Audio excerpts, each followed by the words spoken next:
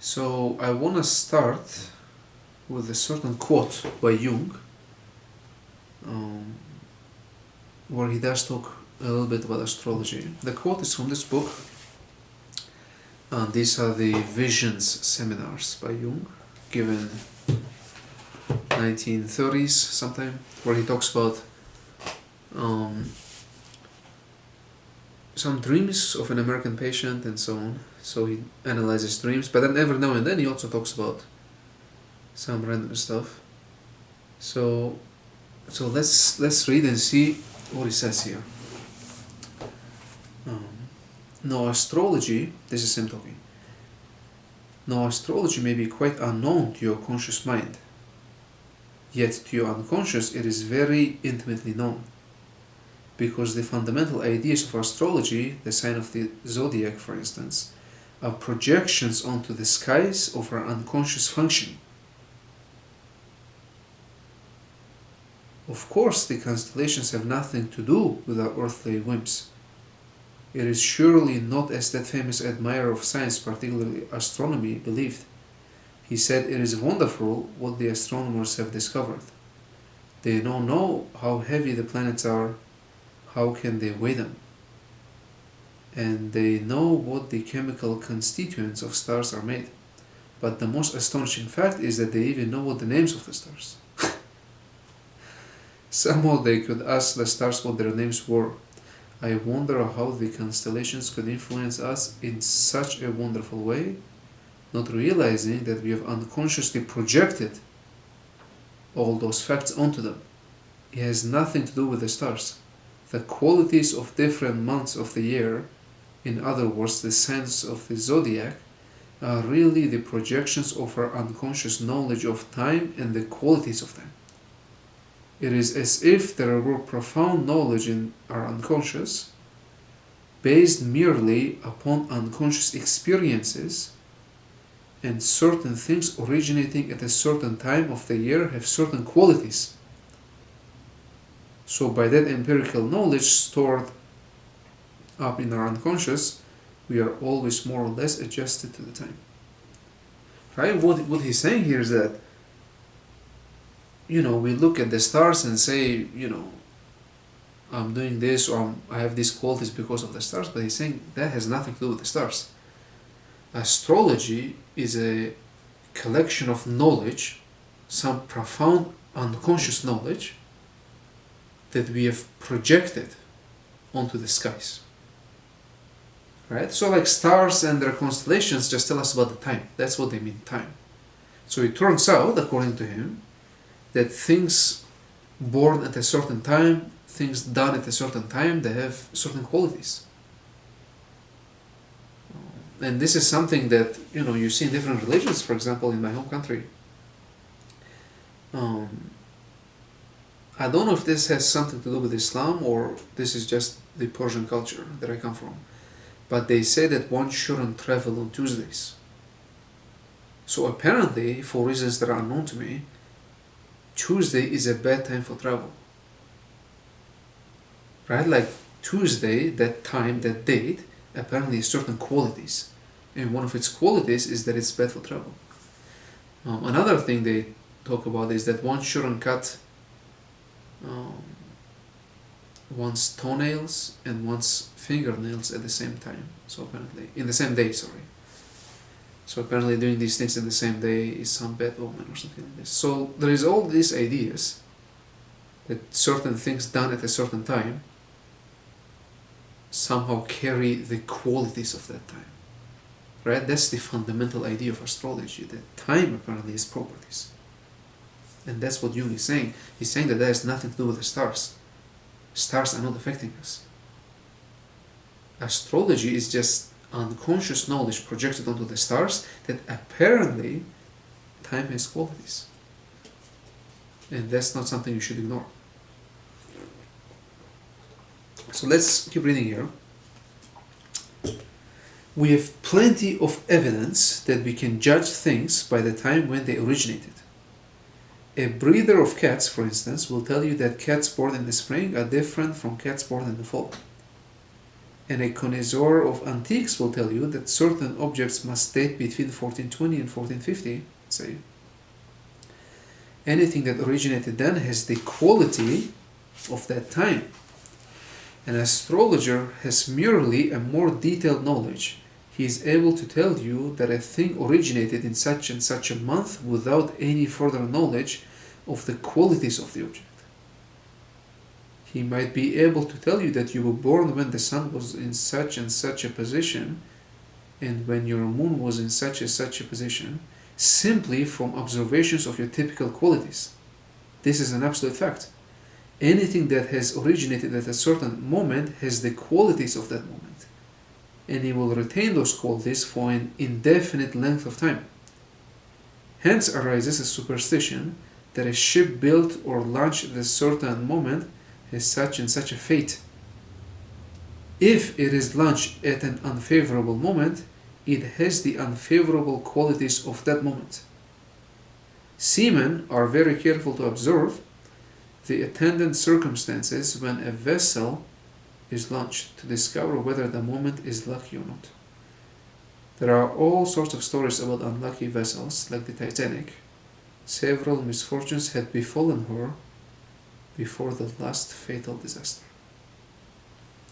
Right, so he's talking more about the qualities of the time. That astrology rests on this fundamental idea that time has properties. And so when people talk about having certain qualities because they were born at a certain time, that's just a particular case of this general idea that time has properties. That if you're born at a certain time, you will inherit the qualities of that time, good or bad. Right? So that's what's going on here. And people nowadays, especially, some group of people believe astrology, some people don't believe in astrology, and it seems to me that it's not just BS. Astrology is not just some random bullshit. It seems to me, I didn't used to believe in astrology, but until I read this particular paragraph, that I was like, maybe he's right. Maybe time does have properties.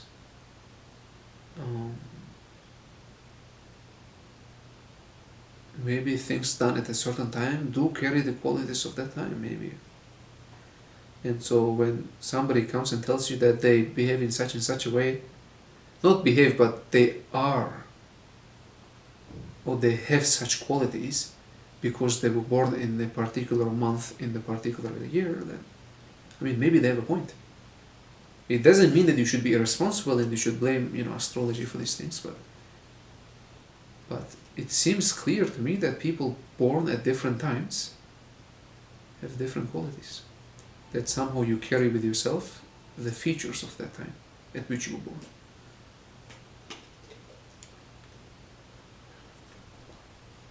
Now this gets super interesting here in the next paragraph. Let's keep reading here. So spring is characterized by certain qualities expressed by Aries, the ram. I don't know how to spell it. Aries, whatever. Right? So ram is a spring. Then the bull is the next sign after the Aries. So we could say that Aries is more or less along the line of the bull. The bull has always been looked upon as a symbol of fertility, the accomplished form of generative power, all nature bursting forth with an irresistible rush. Aries is also a fertility symbol, but smaller, only a beginning. I explained in a former seminar that the different stages of religious dogma are based upon astrology. The time of the sacrifice of the bull god was about 2,150 years before the Christian god, the length of one Platonic month. And at the end of Aries was reached about the time of the birth of Jesus, a very uncertain date, perhaps 100 BC. This is the lamb sacrifice. Christ is the Lamb of God and represented as such in early catacomb pictures. There he even depicted with the horns of a ram. He is the ram. So Aries was the sacrificed god. Now, if in 200 or 300 years, or about 2150 years after the end of Aries, a new symbol should be produced, it would be a sacrificed fish, because ours is the age or the Platonic month of the fishes. I think this is kind of crazy what he's talking about here, right? That Christ is the ram, and so when Christ was born, right, that's when the ram died, so to speak. But then he's saying that after Christ was born, for the next 2150 years, for the next Platonic month, is the age of the fishes. Like the age that we live now, he's saying that's the age of the fishes. The astrological sign of the fishes is the sign that has been dominating after the birth of Christ. And he's saying that, in a few hundred years, this age will come to an end, and a new symbol will be born. And that will be the symbol of that new symbol will, so to speak, destroy the fish symbol. This is interesting. Why? Well, look. If you look at, let's look at the astrological table. If you look at the astrological table here, and we see, you see ram and fish are next to each other. And so that is kind of important, because the fish symbol, if you look at it, it consists of two fishes, right? The good and bad, yin and yang, black and white, Cain and Abel, but most importantly, Christ and Antichrist. And so the first fish will rule for a while, and then the second fish will rule for a while after that. So Christ sort of was born, and then the rule of Christ lasted, 1,000 years, maybe more. And then after that, the Antichrist will come, and then the Antichrist will rule for a while. The most interesting thing, in my view, is that if you look at the religious stories about the end of the world, like in Islam or even in Christianity, when the Antichrist comes, who kills the Antichrist? It's Jesus. When he comes back from heaven, he's the one who kills the Antichrist.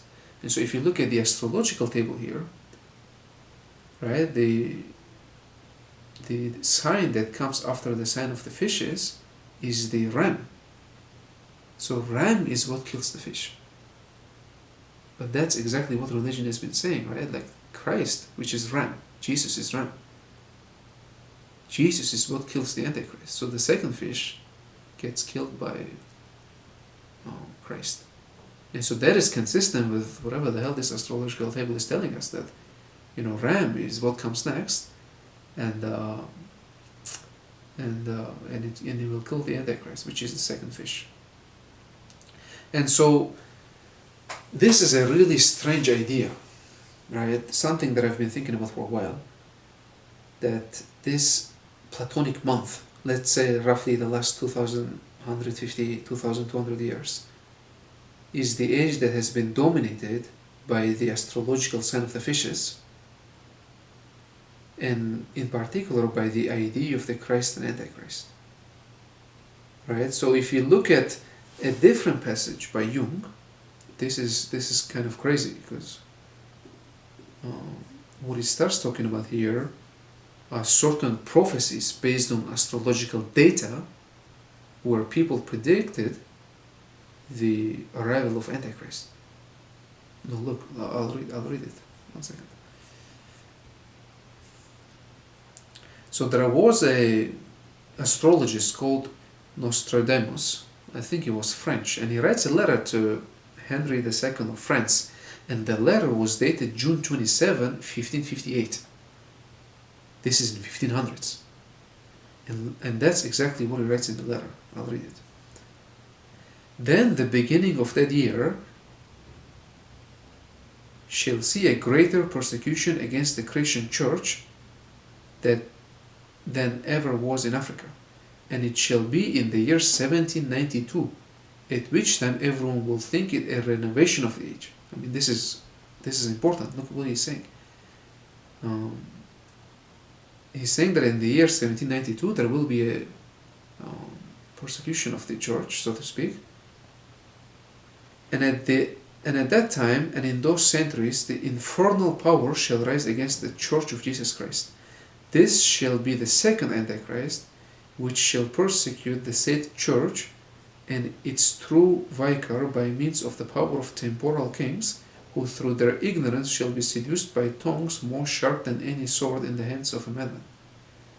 The persecution of the clergy shall have its beginning in the power of the northern kings, joined by the eastern ones, and that persecution shall last 11 years, or a little less, at which time the chief northern king shall fail. So this is a letter that this astrologer writes in the 1500s. He's saying that in the year 1792 there will be the beginning of the persecution of the Christian church, and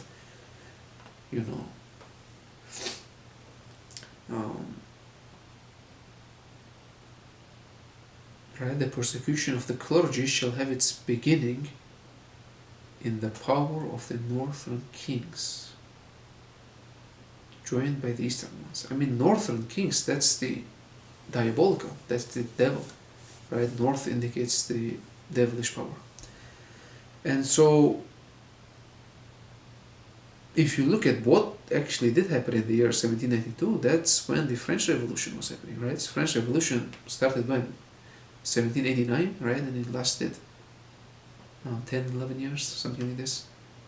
And the French Revolution, so to speak, was the beginning of this modern age. The idea of liberal democracy and the beginning of Renaissance and all these things. And the scientific age, so to speak. The scientific age had its roots in the French Revolution. And what did the scientific age bring? The scientific age brought the end of the Christian church. Right? The famous quote by Nietzsche that God is dead and we've killed him. Right? That was only in the next century, after the French Revolution. So it is insane that an astrologer, based on some astrological data, predicted that the reign of the Antichrist will come and people will even accept it as a good thing. That's what he's saying here. People will accept it as a good thing, and they will bring the end of the church and all these things. And that actually did happen. This scientific movement, this age of reason, all these things just completely destroyed Christianity. They completely destroyed the church. And we even think of it as a good thing. Nowadays, science is such a good thing, apparently, right? Like mathematics and science and reason in general, that today people will not believe in something unless there is some scientific evidence. That's how much of a power this diabolical power of science has sort of gotten in the last few centuries. And apparently all of this was predicted by Nostradamus, which is this French astrologer, that the reign of the Antichrist will begin in the year 1792. Which is kind of crazy. I don't know how the hell he predicted this. Apparently they were looking at some position of Saturn or something like this. Let's keep reading here.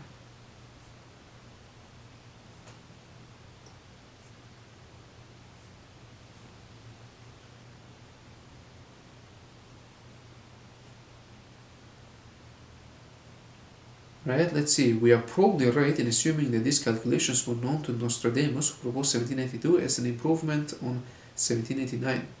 Both dates are suggestive, and a knowledge of subsequent events confirms that the things that happened around that time were significant forerunners of developments in our own day. The enthronements of the Déceraison, right, Age of Reason, was in fact an anticipation of the anti-Christian trend that was pursued from then onwards. The renovation of the age might mean a new aeon, and it coincides in a remarkable way with the new system of dating, the revolutionary calendar, which began with September 22, 1792, and had a distinctly anti-Christian character.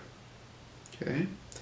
What had been brewing up long beforehand then became a manifest event. In the French Revolution, men witnessed the enantiodromia that had set in with the Renaissance and ran parallel with the astrological fish symbol. The time seemed a significant one astrologically for a variety of reasons. In the first place, this was the moment when the precession of the equinoxes reached the tail of the second fish. Then in the year 1791, Saturn was in that symbol, a fiery sign. Besides that, the tradition made use of the theory of maximal conjunctions and regarded the year of the 8th Conuncitio Maxima, 1693, as a starting point for future calculations. This critical year was combined with another tradition, basing itself on periods of 10 revolutions of Saturn, each period taking 300 years. Pierre de Ailly cites Albumassar, who says in his Magnae Coni, the hell are these names? Magnae Coni, whatever the hell. They said that the change shall come when 10 revolutions of Saturn have been completed, and that the permutation of Saturn is particularly appropriate to the movable signs. According to Pierre, a Saturn period came to an end in 11 BC, and he connects this with the appearance of Christ. Another period ended in AD 289, and this he connects with Manichaeism.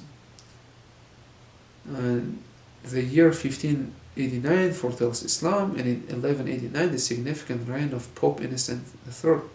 In 1489 announces a schism of the Church, and 1789 signalizes by inference the coming of the Antichrist. Look how interesting, right? This is crazy. Apparently, like each time the Saturn makes one full period, like some major thing happens apparently. Fantasy could do the rest, for the archetype had long been ready and was only waiting for the time to be fulfilled. Then an usurper from the north would seize power, and is easily understood when we consider that the Antichrist is something infernal, the devil or the devil's son, and is therefore Typhoon or Set, who has his fury abode in the north. Typhoon's power is triadic, possessing two confederates, one in the east and one in the south. This power corresponds to the lower trade.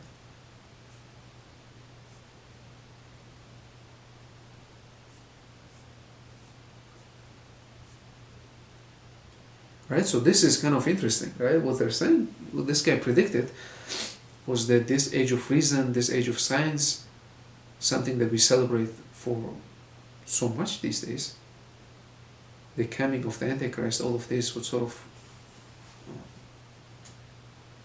he predicted the age of the Antichrist a few hundred years before it actually happened. And the fact that now we are living at the end of this age, right, is kind of clear too. And the fact that our age is coming to an end is very evident by the fact that every second person in California now is a psychotherapist, right? There is so much need for psychological help. Why? Because the age that we're living in now is ending. It's ending, and so we generally lack meaning now. Right? The Antichrist has almost done its work, so to speak. And that's what Jung is saying, right? Like a few hundred years from now, when the sign of the fishes will be done, this Platonic month will be over, a new sign will be born, and then life will be meaningful again, and you know, all these things will start. And so astrology is not just some random things.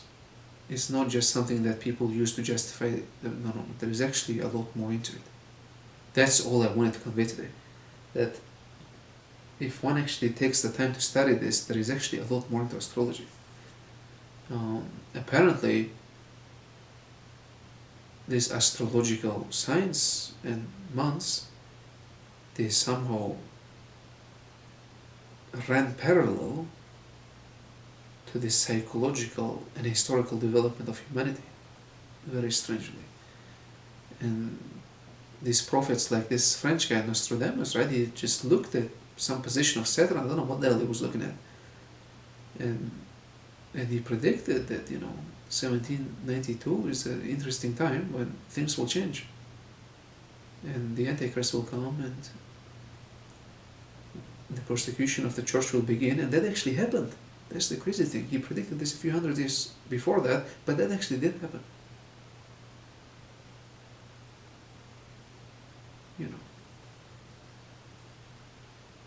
What is left of church now, right? Like, if you go to the educated circles and you start talking to them about church, they'll laugh at you. Not just church, but any religion. So that is the interesting thing about astrology. I know very little, but from what I've been reading here, it seems like there's a lot more into it than what first meets the eye. And so that's something to think about. But let me know though. Let me know in the comments if anyone even cares about these things. Let me know what you think, because maybe I'm reading too much into these things.